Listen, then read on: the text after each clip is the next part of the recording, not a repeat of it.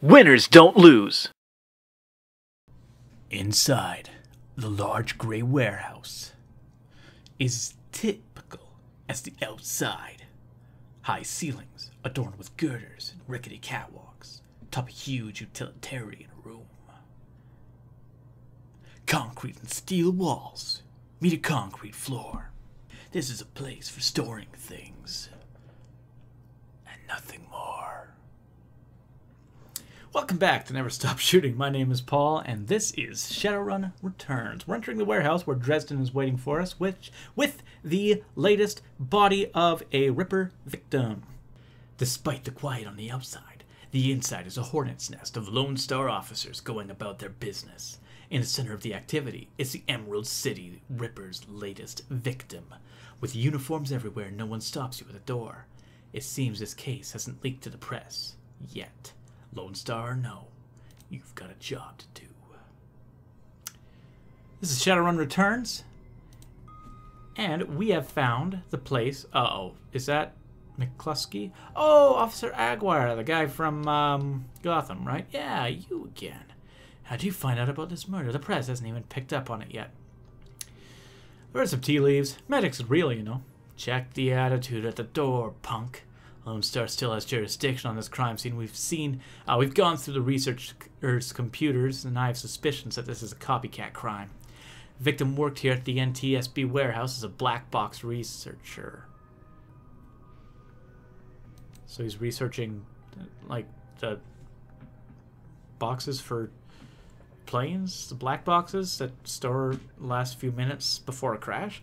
The National Transportation Safety Board. This warehouse is used to go over the wreckage from plane crashes to try to determine what happened. The Vic was in charge of their highest priority investigation at the moment. Oh. We've gone through the victim's computer, and his case notes indicate he was selling secrets. Idiot kept records. Oh, just like the guy in Going Postal, the Terry Pratchett book. Kept in his book of, you know, where, like, the incoming and the outgoing funds. He kept track of all of their all the bribes that they were making in order to kill people off, right? In order to pay off a headhunter, basically an assassin. And when the guy found out that, you know, his accountant was doing this, he was like, no, I think he actually beat him to death with his books before burning them. No, he burned them first and then beat him to death with a fire poker. The books are funny, okay? You'll just have to trust me. That sounds really dark, I know. The books are funny. We've gone through the victim's computer, and his case notes indicate he was selling secrets and he kept records. Scientists don't make good criminals, and neither do accountants. Unless you're... Come on. Brad Pitt, Tom Cruise, Matt Damon? Is that who's the guy in The Accountant? I think it might be. Tell me about it. Some runner like you probably offed him to cover up his corp master's involvement and tried to make it look like a Ripper killing. Here's the office key. Check it out for yourself if you want. It all depends on if it was surgically removed by regular tools. Something was surgically removed properly and well. Oh, there's Dresden. Who are you? Shannon Half-Sky. Oh, they've got some sort of a mystic, a shaman to come in and take a look at it, eh? Oh, I'm gonna do a little bit of my forensic or my investigatory stuff before I do the forensic stuff. Let's take a look at these lockers. What I've got here appears to be the Vic's locker. The door is slightly ajar. Inside, you see several of the dead man's personal items. Toothbrush, blue toothbrush, still wet from being used. It smells of mint and cigars. Why am I smelling it? Inspect the comb. Plastic, some wiry gray hairs are stuck in it. Okay. So does the guy have wiry gray hair? I'm not a decker. I don't have a whole lot of intelligence. Yeah, okay. Well, that was worthwhile. I'm going to talk to Shannon Half-Sky before I get into it with Dresden. You're not a cop. She looks up, watching you warily. I'm independent. What's your relationship with the dead man? Suspicion in her voice and in her voice and eyes depart almost instantly when the subject turns to the deceased. He's my brother. I I've been trying to speak with him, but I'm afraid his spirit is too disoriented by his recent journey to answer me. You're a shaman? Yes, for all the good that it's doing me. If I could just make contact, I might be able to deliver justice and allow my brother's spirit to rest. Shannon Half-Sky will join me in hunting the Ripper. I feel like I'm getting closer to discovering the Ripper, to finding out who he is. I could be completely off base about that, but I feel like I'm actually progressing here. I can tell you're used to shouldering a heavy burden, but there must be an easier way. She looks at you, the flattery largely failing to affect her given the circumstances, but then inspiration dispels the dark cloud surrounding her. Perhaps. My brother's spirit is too weak. That's a given. But my brother's spirit may not be alone here this night. She closes her eyes and concentrates, joining a low chant you can barely hear.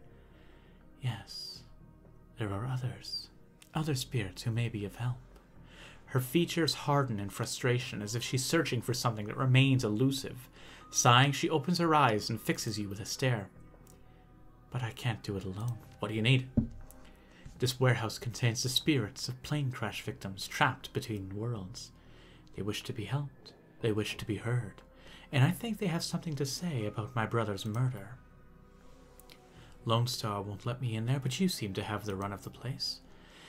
If you can find personal items that belong to the victims, I believe I can summon a spirit to speak with us. I need at least 2 such objects. Can you find them for me? I'll do what I can. Find 2 haunted items. Interesting. Alright, well, let's talk with Dresden. See what we got. Kill Stealer! Still working for the dead man? As you can see, we've got another Ripper victim on our hands. Looks like a good day for the Dial-A-Morgue these days. Business is good for a Dial-A-Morgue these days. You look like you've been putting in some overtime, Dresden. What can you tell me about this victim? Victim's male, mixed Native American descent, age 38. Based on the condition of the body, it looks like he was killed around 2 in the morning. And yes, I'm a little tired. Bodies have been piling up like cordwood, it seems. Cause of death, unknown. Several internal organs were removed from his body after death, quite gruesomely. Doesn't sound like the Ripper. I'm not sure if the killer even knew what they wanted before they started cutting. Not much else to tell, really. He does have a lot of pre-existing scar tissue, so he probably had a major surgery at some point in recent history. Unfortunately, with the organs gone, I can't determine the nature of the surgery. Any idea what the Ripper was after? Well, the killer definitely took the lungs. The more I look at it, though, the other missing organs might be eviscerated within chest cavity. McCluskey getting any closer? McCluskey couldn't find his ass with both hands. Don't tell him I said that, though. How's Officer Aguirre doing on the case? Aguirre would love to solve it before McCluskey and get his gold detective's shield. Plus, he'd love to see McCluskey suck it in front of his superiors. He's already tried to bribe me to keep the information from McCluskey and slipping it to him. He's already tried to bribe me to keep information from McCluskey and slip it to him. I'm inspired by their tireless pursuit of justice. Did you take the money? He grins from ear to ear. Do you have any idea how much this job pays these days, sir? I don't think Aguirre's officer's salary is going to do much to seduce me into helping him. Sounds like the Ripper is taking a different trophy from each victim. Sam's liver, the guy's lungs. Any theories? Sorry, I don't do theories. I'm just a scientist who happens to prefer dead people. However, while there was a massive damage in his chest cavity, I can see that the victim's lungs were transplants, which is interesting, since the other victim's missing heart was also a transplant. I get the feel... Maybe it is... Why was it so sloppily done? But Granted, modern medicine has made organ transplants relatively easy, but it's an odd coincidence. But as a scientist, it's just that, a coincidence. This is only the 3rd body I've personally examined. One of our other branch managers handled the other 2. If I find out more of the victims had organ transplants, I'll let you know. Okay, this looks promising. This looks like a place where there would be, yes, haunted items. There was a large pile of old shoes in the ground next to the airplane seat. It could be discarded luggage or possibly the shoes worn by the occupants of the plane at the time of the crash. There are 3 shoes with no matching pair. Left blue sneaker, a right red high-heel pump, and a... What?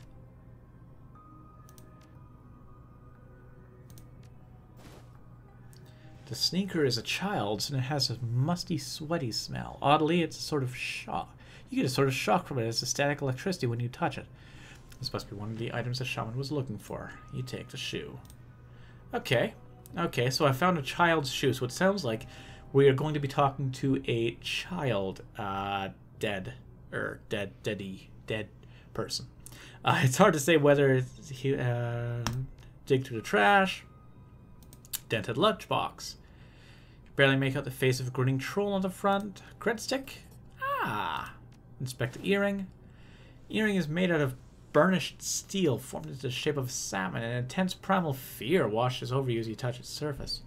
Must be one of the items. Okay. I thought it would have to be two items from the same person, but apparently that doesn't seem to be the case. Alright, Shannon, what's up? Here you go. You hand her the objects you found. She closes her eyes and chants over them for a time. When her eyes open again, they're filled with tears. Thank you. These items are all I will need. It shouldn't take me long to... What the hell is all of this? And over comes Aguirre as well. Like, I don't want to miss any of this. Officer Aguirre trails the detective, only meeting your eyes a moment. She's the latest victim's sister, sir. This is a crime scene, officer, not some Salish drum circle. Isn't it standard procedure to contact the next of kin? I didn't take security. Ma'am, consider yourself contacted. Now get the hell out. Come on. If we stay much longer, I'm liable to do something I'd regret. Or worse, something I'd enjoy. Alright. Stepping outside. Well, are you able to make contact with just this? That man is an ass. She stares daggers at McCluskey from across the warehouse. But there's no helping it now. I should just be grateful that you were able to collect these items before those clods carted everything off. Can we still summon the spirit? Up from here, I'm afraid. Spirits such as these have domains to which they're anchored. We need to get back in there. Do you have any plans for the evening?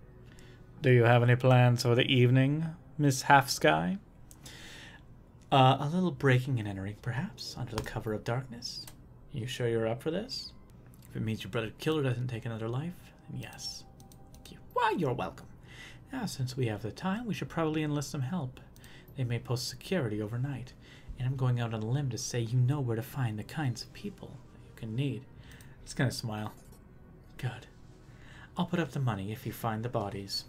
She produces a fistful of crumpled new yen from inside a leather pouch and starts to count it and shoves the whole wad at you. Meet me back here at midnight. The spirits will be strong then. Do I get to choose the crew myself? Because in that case, I will take along Coyote, I will take along Jake, and I will take along Paco. Wait, am I back? I know I clicked the button and said go back to the thing. I didn't process what the thing had actually said. Hey, Killstealer, you in the middle of something? No problem, what do you need? Backup. Her jaw sets. I don't know if I ever told you this, but I was born in the Royale. I've heard it a few times by now. BTL pushers like Stevie J ran the squats. Ran my world when I was growing up. Sounds nasty. Her brow furrows. It was, for all kinds of reasons. I have a cousin, Gino, who's been missing for months. He hit the sprawl about a year ago and immediately fell in with some tweakers. Bad guys. They hooked him on high-amp dream chips and started using him for all sorts of dreck. I tried to help him, but he pushed me away. Then he disappeared. I've been shooting up BTL labs ever since, trying to find him. Guessing you have a new lead.